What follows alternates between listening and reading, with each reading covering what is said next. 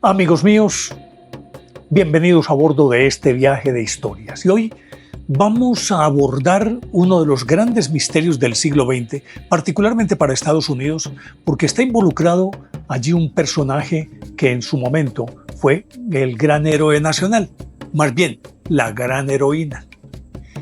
Pero de esto vamos a hablar después de invitarlos para que compartan y comenten estos contenidos con sus amistades alrededor de una buena taza de café.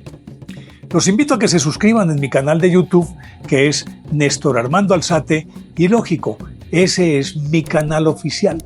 Denle me gusta. Activen la campanita para recibir notificaciones. Y antes de comenzar, quiero recordarles que ya mi obra La Bella Villa, una compilación de historias y sobre el devenir histórico y orígenes de las calles, parques, carreras, barrios, cementerios, iglesias, universidades, monumentos, personajes de la ciudad de Medellín, ya está a disposición de ustedes en Amazon. Allí pueden solicitarlo. Pero también les recuerdo que habilitamos nuestra nueva línea de WhatsApp, que es 310-692-0672. Ahí pueden dejarme todos los mensajes, ya sea de voz o por escrito, y en la medida de lo posible trataré de responderles a todos los que me envíen los mensajes.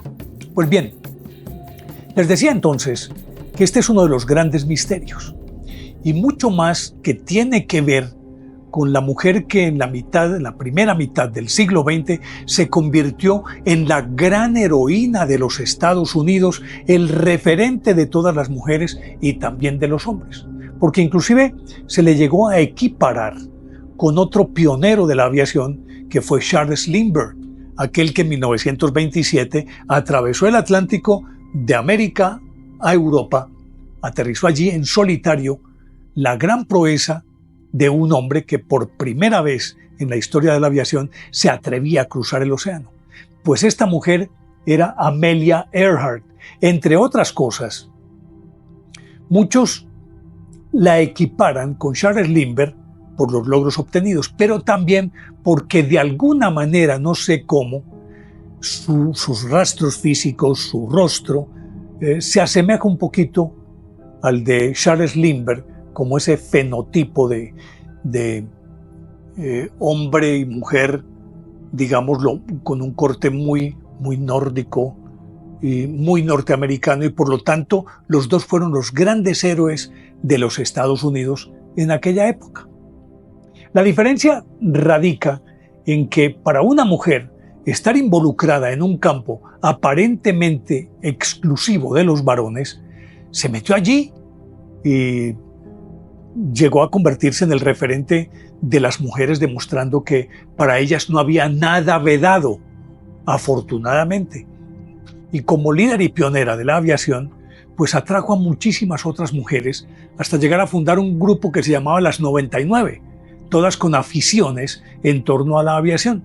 Pues esta Amelia Earhart había nacido en 1898 en Atkinson, en el estado de Kansas. Formaba parte de una familia cuyo padre, al parecer alcohólico, irresponsable, fue abandonado por su mujer, que se fue con las dos niñas que tenían en el matrimonio, en este caso Amelia y su hermana Muriel, y se fueron, se radicaron en otro lado. Y la niña creció, obviamente, al calor y al influjo de esa madre, que de todas maneras tenía que ser sobreprotectora, claro. Y en alguna oportunidad, siendo muy joven, en una feria aérea a la que asistió, se le permitía a los espectadores subirse al avión y hacer un sobrevuelo pequeño. Pues ella se subió al avión y a 90 metros de altura dijo: esto es lo mío, quiero quedarme viviendo en el aire. Y en efecto, eso hizo. Obviamente que lo que estoy diciendo es de manera metafórica, ¿no? Pues porque era además muy aterrizada, una mujer que tenía muy claros los objetivos por los que quería luchar, y el tesón, la entereza, si se quiere, la terquedad u obcecación para dedicarse a volar. Entonces estudió para graduarse como piloto Y resulta que ella, en 1922, ya estaba lo suficientemente avesada como para volar en solitario. Se compró su primer avión después de muchos esfuerzos, al que bautizó el Canario. Y en 1923 recibió su licencia profesional de piloto. Lógicamente que con esas alas que ya tenía, empezó a volar y a acaparar récords de diversa índole. Tanto que en un momento dado se convirtió en la piloto más importante de los Estados Unidos. Pues esta mujer logró el récord de la mayor altura en aquella época en la que los aviones estaban prácticamente descubiertos, no tenían la ventaja de la presurización, y alcanzó 4.500, un poco menos de 4.500 metros de altura, lo cual era todo un récord. Después de esto, y en vista de lo que ella hacía,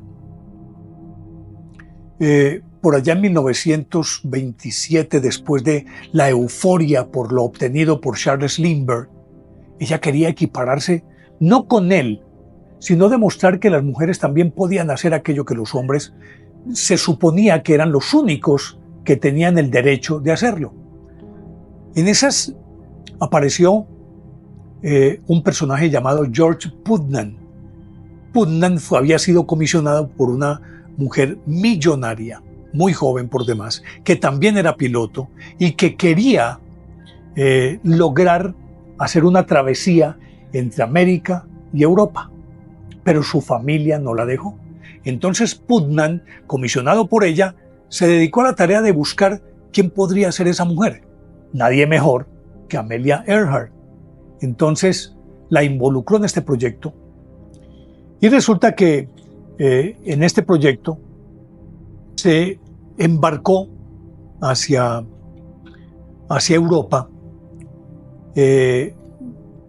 con el piloto de apellido Putz, si no estoy mal, un piloto de apellido Putz. Y se fue con él y con un mecánico, y resulta que con ellos entonces emprendió la travesía hacia Europa. Y lógicamente que ella, como piloto, pues no era la comandante de todo el proyecto, pero sí estuvo pilotando por unos buenos tramos ese avión que habría de llevarlos de Terranova a Europa. Lógicamente que cuando llegó, aunque ella no había sido la protagonista, el hecho de que fuera mujer se convirtió en la gran estrella del proyecto. Es decir, todos los aplausos, todas las felicitaciones fueron para ella más que para sus compañeros. Y entonces retornó a Estados Unidos con esa aureola de heroína, ya con vida propia, independientemente de aquellos con los que había hecho esa travesía hacia Europa. Así las cosas, y entusiasmada por todo lo que había logrado, tuvo la osadía y la temeridad de hacer un vuelo entre Honolulu, en Hawái, y California, Oakland, California, en solitario. Se atrevió y lo hizo. Imagínense ustedes que esa distancia es mayor que la que existe entre Europa y Estados Unidos. Y ella logró hacer esa travesía. Luego, como para que no quedaran dudas, estableció el récord para cubrir la distancia entre Ciudad de México y California. 14 horas se demoró, considerado un absoluto récord y obviamente en solitario. Luego, no se quería quedar simple y llanamente en haber sido participante, mas no protagonista, de aquel vuelo entre Estados Unidos y Europa. Y emprendió el vuelo ella sola entre Terranova y Europa, y logró establecer esa hazaña como la primera mujer que atravesaba el Atlántico de Estados Unidos a Europa en solitario. Lo logró también. O sea que ya no solamente había establecido este récord, sino que había rebasado en mucho la proeza de Charles Lindbergh por el vuelo que había hecho de Honolulu a California, por el que había hecho de Ciudad de México a Nueva York, fue la cosa, Ciudad de México a Nueva York, en 14 horas, por el récord de altitud que había logrado con más de 4.000 metros de altura. Y para entonces decían, bueno, ella era no solamente piloto, sino que al mismo tiempo se convirtió, además de referente para las mujeres, y que además se abanderó del incipiente feminismo que había en ese momento en Estados Unidos. Además de todo eso, era asesora de algunas aerolíneas, vendía aviones, pero ella tenía en su cabeza era obtener récords, proezas, hacer cosas que nadie había hecho hasta el momento. Y entonces se le metió en la cabeza con su marido. Porque resulta que aquel George Putnam, con el que la había descubierto, la había llevado a este proyecto de ir a Europa, llegaron a confraternizar de tal manera que terminaron casándose en 1931. George Putnam y Amelia Earhart se casaron. Y ella ya, después de haber obtenido todo esto, tenía entre ceja y ceja que quería darle la vuelta al mundo en solitario, como piloto. Obviamente que para una travesía de estas, por lo menos necesitas otra persona. Es muy complicado que alguien en solitario pueda alcanzar esta proeza. Y entonces, así se lo comunicó a su marido, consiguió patrocinio y en 1937 tenía el proyecto listo. Pero no era darle la vuelta al mundo de cualquier manera, porque si vas por arriba del trópico de Cáncer o por abajo del trópico de Capricornio, las distancias se acortan, obvio. Mientras que si lo haces por la línea ecuatorial, se alarga muchísimo más por las características de la circunferencia terrestre. Ella quería hacerlo justo por la línea ecuatorial. Pues bien, listas las cosas, en 1937 emprendió esta travesía. Y la acompañaba un avesado piloto llamado Frederick Noonan. Le decían Fred Noonan. En principio habían pensado en llevar un mecánico y otro asistente. Pero cuando comenzó, prácticamente los bajaron y dijeron, no, vámonos nosotros dos. Y emprendió entonces desde Miami su travesía. Y llegó primero a Puerto Rico, de Puerto Rico pasó a Venezuela, de Venezuela cruzó hasta África, entró por el Mar Rojo, estuvo en Karachi, Pakistán, estuvo en Bangkok, en Rangún, en Calcuta. En todo ese proceso le dio la vuelta hasta llegar a Bandung. Y resulta que en Bandung se tuvo que detener porque su avión se averió y tuvieron que someterlo a una reparación mecánica de crucial importancia. Prácticamente tuvieron que revisar todo el avión de nuevo y ponerlo a punto de nuevo. Además de ello, Amelia contrajo disentería y eso la minó físicamente de una manera muy evidente y muy rápida. Entonces tuvo que quedarse allí mientras se recuperaba. Y cuando se recuperó, retomó entonces su proyecto en su avión y arrancó de nuevo. Cuando ya estaban en esta travesía, el 2 de julio de 1937, Earhart y su copiloto Fred Noonan despegaron de una pequeña isla llamada Lae, en Nueva Guinea. Ella, o ellos mejor, iban en un avión que ella había escogido especialmente por su ductilidad, su maniobrabilidad y porque ofrecía el mayor margen de seguridad. Era el avión ideal, era más ligero, se desplazaba mejor, enfrentaba mejor las corrientes de aire. En fin, todo eso lo habían analizado y entonces había elegido un Lockheed Electra 10E. Ese era el avión en el que iban Amelia Earhart y Fred Noonan.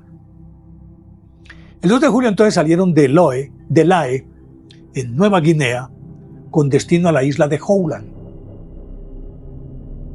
El trayecto era larguísimo, pero impresionantemente lejos, origen de destino. Pero empezaron, se fueron. En toda esta travesía, particularmente cuando ya llegaron al Pacífico Sur, había un barco de Estados Unidos, yo no sé la pronunciación, Itasca, como la isla Ítaca de Ulises. Entonces, este avión era como el apoyo que ella tenía, en este caso en el mar, con el que se comunicaba constantemente, el que le iba dando indicaciones sobre longitudes, latitudes, coordenadas, estado del tiempo, todo ese tipo de cosas, era este barco que iba a la par con ella. Pues llegó un momento en que a las 8:43 de la mañana del 2 de julio, resulta que ella, por razones obvias, las comunicaciones en aquella época no eran confiables. Y entonces muchas veces los mensajes se entrecortaban o simplemente se perdía la conexión por X cantidad de tiempo. Y aún con todos estos avatares, ella continuaba sincronizada con este buque. Pero llegó un momento en que ella le dice al buque, le manda un mensaje al buque y le dice que ella cree que está sobre las islas Nowland y sobre el Itasca o Itasca, pues, sobre el buque. Pero dice, es decir, creo que estoy cerca, pero no los veo a ustedes ni veo la isla y se me está acabando el combustible. Ese fue el último mensaje. Desapareció Amelia Earhart con su compañero Fred Noonan. Nunca más hasta el sol de hoy, que decían los abuelos. Inmediatamente comenzó una búsqueda frenética, ordenada inclusive por el presidente de Estados Unidos, Franklin Delano Roosevelt, que puso varios barcos a disposición para esta búsqueda, aviones y demás. Y durante 10 días, voy a utilizar un término que es muy de ellos cuando se trata de buscar a alguien desaparecido o un buque o un avión, peinaron toda esa región, más de 1.650 kilómetros, alrededor de donde se suponía que debió haber caído, o sea, en las cercanías de la isla Howland. 2 semanas y no encontraron nada. Entonces dieron por terminada la búsqueda. Pero George Putnam, el esposo de Amelia Earhart, siguió buscándola por su propia cuenta, riesgo y bolsillo. Siguió buscándola y la buscaron y la buscaron y la buscaron y nunca se supo más de Amelia Earhart y de Fred Noonan.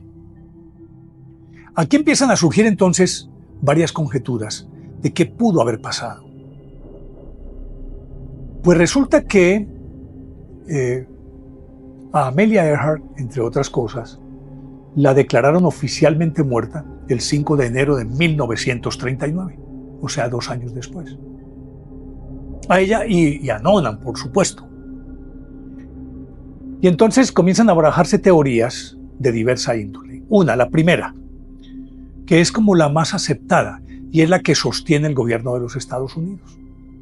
Y es que simple y llanamente, en ese recorrido tan enorme, unas distancias tan grandes, simplemente se quedó sin combustible, cayó en picada y desapareció. Particularmente en aquellas zonas, el Océano Pacífico es un océano muy profundo. Entonces, siempre se ha dicho que cuando un avión o un barco van a desaparecer o desaparecen, siempre queda algún rastro de aceite, queda algo. En este caso, nada. Pero una vez terminada la búsqueda y en vista de que no había nada más que hacer, simplemente dijeron, se quedó sin combustible y el avión cayó al agua y desapareció. Pero entonces surgen otras teorías porque resulta que iban hacia las Islas Howland, pero antes había una isla, una pequeña isla llamada, más que isla, una especie de atolón grande, llamado Nikumaroro. Y al parecer el mensaje que ella envió lo hizo desde las cercanías de Nikumaroro, esa pequeña isla. Y entonces, siendo un atolón, recordemos que el Pacífico tiene un régimen de mareas que es muy radical, muy violento, ¿cierto? La marea es mucho más alta que las del Atlántico y más bajas que las del Atlántico. Entonces, al parecer, era una época con unas características climáticas muy particulares. Y según dicen los especialistas, en ese año especialmente, las mareas eran demasiado bajas en Nikumaroro. Y cuando bajaba la marea, dejaba al descubierto un amplio campo de arrecifes coralinos, dispuestos de tal manera que podrían inclusive servir de pista para aterrizaje. Y entonces dicen que al tener la seguridad de que se iban a quedar sin combustible, simplemente llegaron a Nikumaroro y aterrizaron sobre esa pista de arrecifes coralinos y quedaron varados ahí. Nikumaroro, una isla desierta, que entre otras cosas, en ese momento, creo que era el gobierno de Inglaterra, estaba planificando, creo que pertenecía a Inglaterra, planificando establecer allí una colonia. Y por lo tanto, y más adelante les voy a contar, a partir de esto de establecer una colonia, qué pudo haber ocurrido. Pero lo oficial hasta el momento era que era una isla desolada. Entonces, se supone que si ellos aterrizaron allí, en calidad de náufragos no tenían absolutamente nada. Y por lo tanto, pudieron haber sucumbido al hambre, a las enfermedades, o quién sabe cuáles otras circunstancias. Y del avión nunca se supo, porque al subir la marea, dicen los especialistas, simplemente la marea pudo haber arrastrado el avión. Y resulta que junto al atolón empieza el descenso, pues, hacia las profundidades del mar. En principio el descenso es una suave declinación y de pronto abruptamente casi que queda cortada a pico y de ahí aparece una fosa abisal de más de 5.000 metros de profundidad. Entonces el avión pudo haber sido arrastrado por una marea y haber caído en esa fosa abisal. Y ellos quedar varados en Nikumaroro.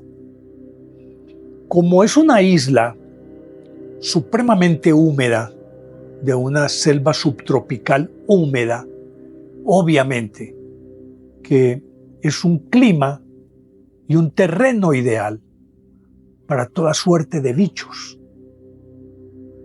Y por lo tanto, ellos varados allí habrían sucumbido rápidamente, murieron en cuestión de días.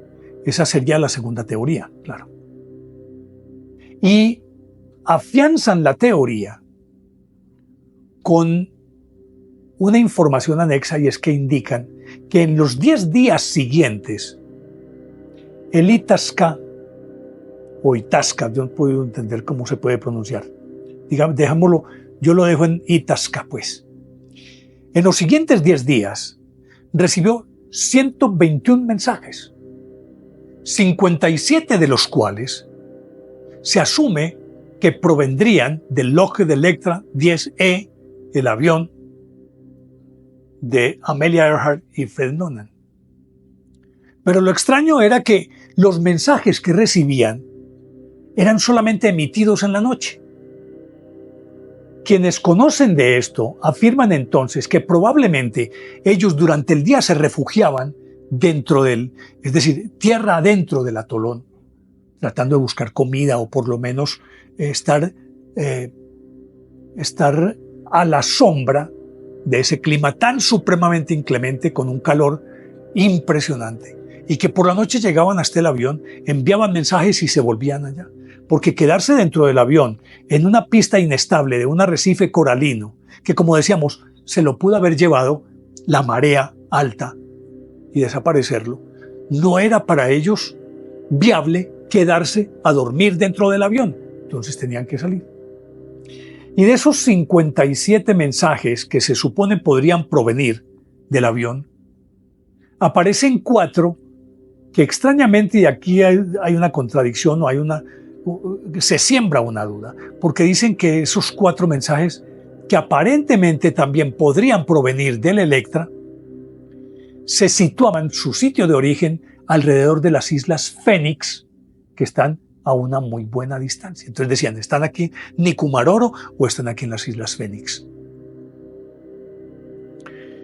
Lo cierto del caso es que Eric Bevington, que era el que había sido encargado para comenzar a montar la colonia en esa isla ese año, llegó allá y cuenta él que encontró lo que aparentemente podría asociarse como al tren de aterrizaje de un avión, pero que entrando un poquitito encontró una hoguera, de esas hogueras, digamos, transitorias, que se arman rapidito antes de que anochezca, cuando alguien lo coge la noche, nos cogió la noche, ¿dónde vamos a dormir o qué vamos a comer? Entonces, junto a esa hoguera, encontró restos de lo que podría ser asociado a comida, más aquello que parecía el tren de aterrizaje. Pero siguiendo la búsqueda, porque él estaba simple y llanamente explorando todo ese terreno, encontró otras hogueras. Y en las otras hogueras también encontró restos de caparazones de tortuga, de camarones, de otro tipo de animales también, de peces y demás. Y con el correr de los días encontró una cremallera que debía pertenecer a una chaqueta de piloto, una chaqueta de cuero de piloto. Encontró también por allá un gorro que era de los que usaban de cuero los pilotos. Asimismo encontró 2 pares de zapatos, unos que evidentemente eran femeninos y otros masculinos. Y siguió en el proceso y afirma que se encontró 13 fragmentos óseos. Resulta que esos fragmentos, que después fueron llevados a la isla Fiji,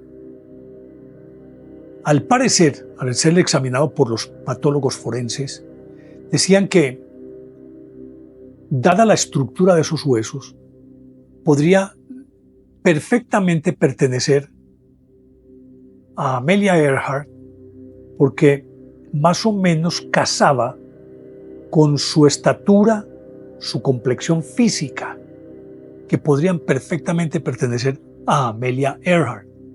Extrañamente, todo eso se perdió en las Islas Fiji. ¿Quién y por qué desaparecieron esto? Después vino otra excursión de un señor de apellido Gallagher, Gerald Gallagher, que también encontró que allí había otras partes del avión. Que encontró otras partes del avión, este Gallagher, y ratificó lo dicho por Bevington, que encontró otras hogueras con restos de lo que podría, obviamente, uno deducir era comida. Ya fueran tortugas, peces, esqueletos, es decir, espinas dorsales de peces. Lo cierto es que encontraron restos de comida, lo que indicaría que hubo allí personas que sobrevivieron comiendo este tipo de alimentos. Pues este Gallagher, al mismo tiempo, encontró atolón adentro otras partes de lo que parecía un avión. Pero entonces aquí la pregunta es, ¿o aterrizó y perdió el tren de aterrizaje en esa pista coralina? ¿O se adentró y se desbarató, se desvencijó el avión? No se sabe. Pero esas otras partes nunca fueron llevadas a otro lado, ni este señor Gallagher, al afirmarlo, dio pruebas consistentes de que en efecto pertenecían a un avión. Esa es la segunda teoría. La tercera teoría es que, bueno, la primera es que cayó en mar abierto, la segunda es que pudo haber aterrizado en Nikumaroro, y la tercera es que justamente por el apremio ante la escasez de combustible, o no se sabe por qué circunstancias se perdieron, siguieron y aterrizaron fue en las Islas Marshall. En aquella época había una confrontación preguerra entre Estados Unidos y Japón, porque siendo Japón una potencia imperialista, recordemos que habían invadido a Mongolia, habían invadido a China, y ahora se habían adueñado de buena parte del Pacífico Sur. Entendido esto por una razón muy elemental. Resulta que al ser un archipiélago, sus recursos son supremamente limitados. Entonces necesitaban recursos naturales, necesitaban combustible, necesitaban alimentos y se expandieron por todo el Pacífico Sur. Ya ellos se habían apoderado de un montón de islas. Y su principal proveedor, por ejemplo, de gasolina, aunque estaban enfrentados, seguía siendo Estados Unidos, que proveía a Japón de la gasolina que necesitaba y de otros elementos que le eran necesarios para la supervivencia. Pero ellos, con su apetito expansionista como buen país colonialista, Japón quería llevarse el oro y el moro, todo para ellos. Y Estados Unidos estaba supremamente preocupado porque las relaciones eran muy hostiles, muy tensas. Y entonces, al parecer, Amelia Earhart o fue forzada a aterrizar en las Islas Marshall, o de alguna manera la bajaron y la capturaron, a ella y a Nonan. Y para sustentar esta teoría, muestran una foto, que uno la encuentra en internet, en la que aparecen Fred Nonan y Amelia Earhart en un muelle, en el muelle de Hulai. Ella está ahí al fondo, sentada y se ve de espaldas. Su espalda y su tipo de cabello y el corte de cabello indicarían que era una mujer, primero, occidental, y en segundo lugar, sería afín a la idea que uno siempre, o a la imagen que siempre se tuvo de Amelia Earhart, viéndola de espaldas allá en el fondo. Y aquí está bien el muelle, y aquí hay unas estacas, obviamente, como siempre sucede en todos los muelles, y en la parte más cercana a donde estaba la cámara aparece un individuo más o menos de la estatura de Fred Nonan, con el mismo corte de pelo, y entonces los organismos de inteligencia de Estados Unidos decían, son ellos dos. Allá está Amelia Earhart y aquí está Fred Nonan. Pero el gobierno japonés negó tajantemente que los tuvieran a ellos. Se dice que los llevaron a un campo de concentración y los tuvieron prisioneros.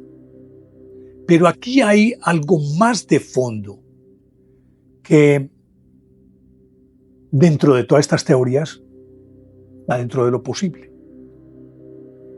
Algunos llegan a afirmar que Amelia Earhart y Fred Nonan estaban al servicio de los cuerpos de inteligencia de los Estados Unidos, o que fueron reclutados en ese momento, y que, al parecer, lo que pretendía el presidente Franklin Delano Roosevelt y todos los estamentos militares de Estados Unidos era saber qué estaban haciendo los japoneses en el Pacífico Sur. Pero ir de una manera abierta, y no se tenía la tecnología que ya en los años 60 era casi que papel moneda de común uso, que los aviones podían volar a 15, 20 mil metros de altura, como el caso del U-2 que cayó en la Unión Soviética, que tumbaron los soviéticos, el que detectó los misiles de Cuba. No, aquí un avión, como decíamos, Amelia Earhart había obtenido el récord de altura más de 4.000 metros, 4.000, 4.500 metros. 4.000, 4.500 metros lo puede uno ver a simple vista desde la Tierra. Entonces, si mandaban un avión de reconocimiento, obviamente que era avisarle a los japoneses lo que pretendían los estadounidenses. Pero si esto lo disfrazaban como una aventura o una proeza como la que estaban haciendo Amelia Earhart y Fred Nolan, pues tal vez los japoneses no se sentirían espiados, tal vez bajarían un poco la guardia. Y como esto era tan publicitado, no hay mejor sitio para esconder las cosas que ponerlas en donde todo el mundo las ve. Si publicitan constantemente este viaje y los muestran a ellos por todo el Pacífico Sur, los japoneses podrían decir, es una locura de estos gringos. Entonces dicen que ellos deliberadamente habían sido puestos en ese avión para que hicieran una labor de espionaje por todo el Pacífico Sur. Y que eso explicaría, obviamente que sería una parte de la explicación, porque lo lógico es que ellos no podían hacer el viaje de un solo envión, es imposible, aún hoy es difícil hacerlo. Entonces tenían que brincar de isla en isla. Esa era una buena disculpa para llegar a cada isla, observar qué estaba ocurriendo y enviar la información a Estados Unidos. Por lo tanto, esta teoría indica que ellos, más allá de cualquier consideración, eran espías de los Estados Unidos en una misión ultra secreta, con toda la publicidad había y por haber, para despistar. Publicidad para despistar. Contradictorio, ¿cierto? Y entonces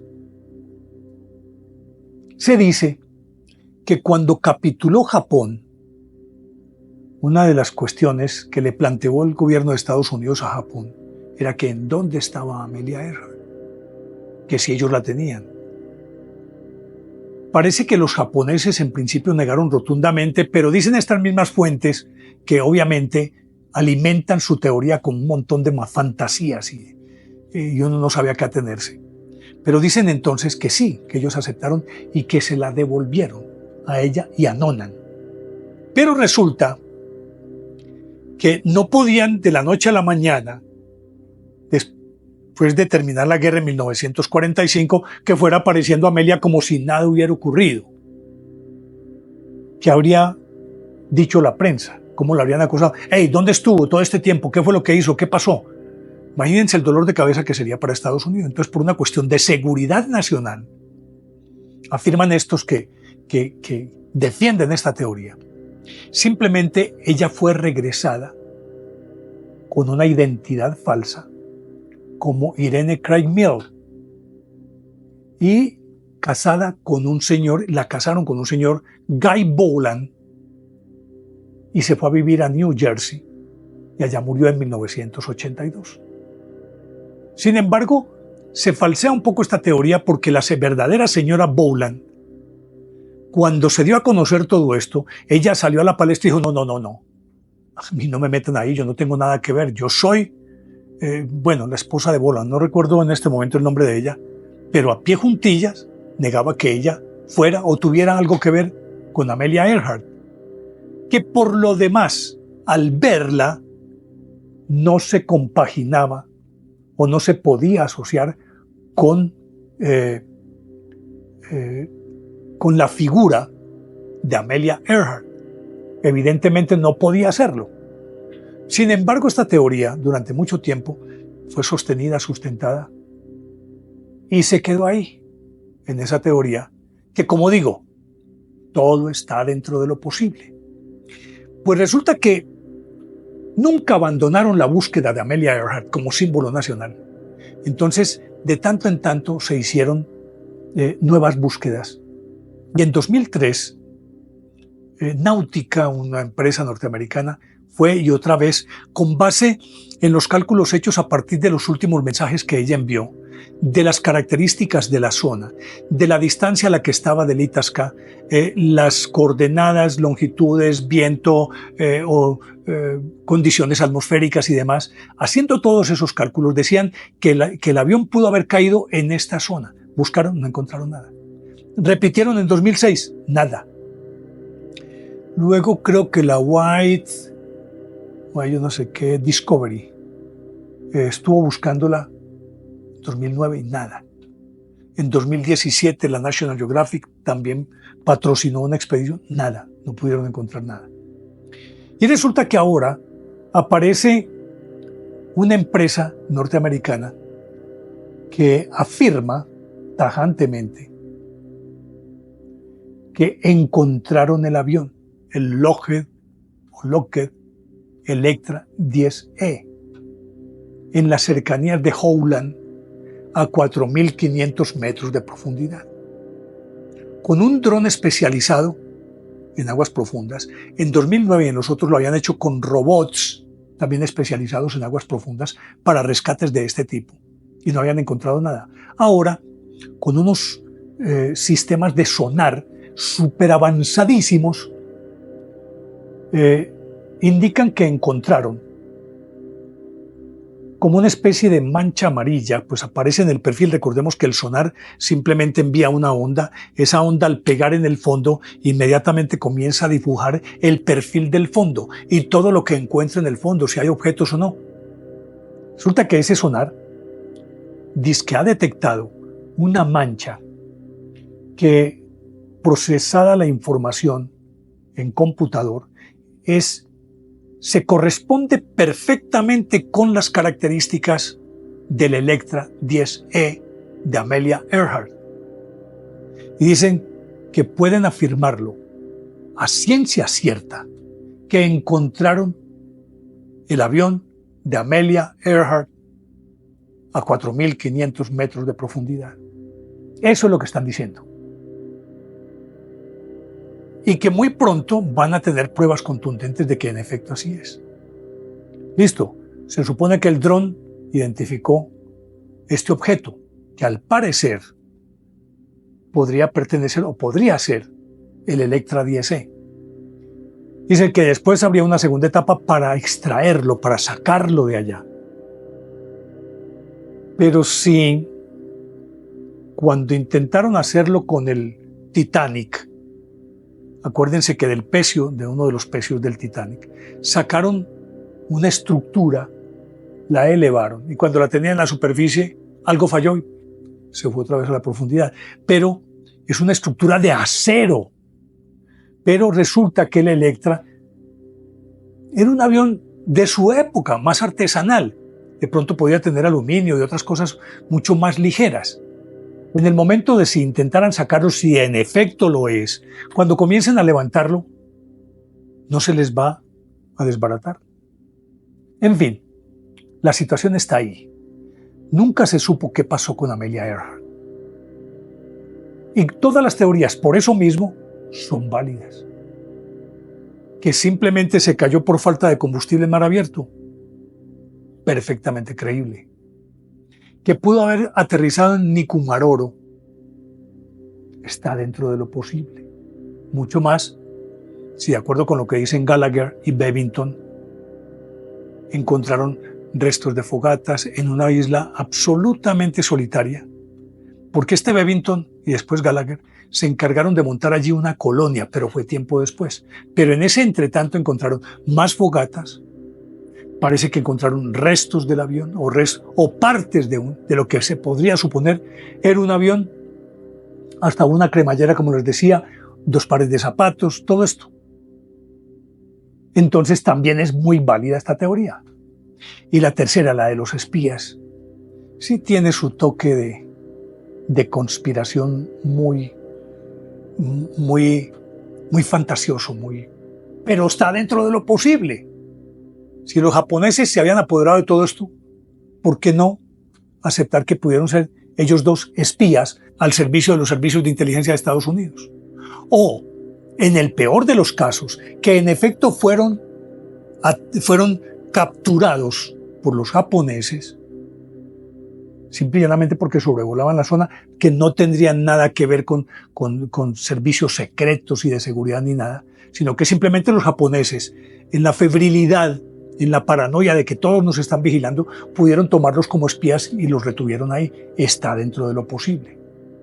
Algunos afirman que aquella fotografía a la que aludí hace unos minutos no es cierta. Y otros siguen afirmando que sí es cierta. Por lo tanto, pudieron estar en manos de los japoneses. Que sobrevivieron o no, es otro cuento. O pudieron haberlos ejecutado o haberlos abandonado a su suerte. Lo cierto es que, al margen de cualquier consideración, Amelia Earhart sigue viva para los estadounidenses. Cuando estoy diciendo esto, lo estoy diciendo en un sentido metafórico, claro. Sigue viva en la memoria, sigue viva en la cultura. Es un personaje omnipresente en la grandeza de los Estados Unidos. Y ahí por qué todavía no cejan en su empeño de seguir buscándola. Justamente por eso.